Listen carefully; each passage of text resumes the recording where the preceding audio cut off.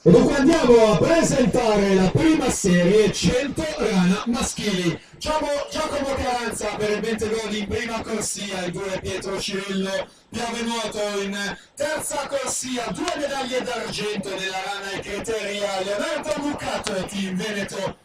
In quarta corsia lo ritroviamo, primatista italiano dei 50 rana, nonché 2 volte campione assoluto e partecipante al Rio 2016, Andrea Toniato, Team Veneto.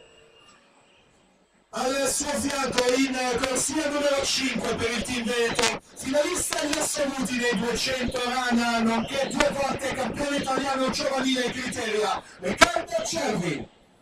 In 6 Stefano Sasso Vicenza, in 7 Tommaso Toniolo Team Veneto, in 8 Giacomo Creazzo. Questa è la prima serie che tra breve andrà in scena, intanto serie 2 in acqua con gatti in 4 da fare in 5, gatti però davanti dalla corsia centrale 1 04 e 91 l'Alfara 10583, Martello 106 e 00, questo è l'epilogo di serie 2 e allora noi ci siamo.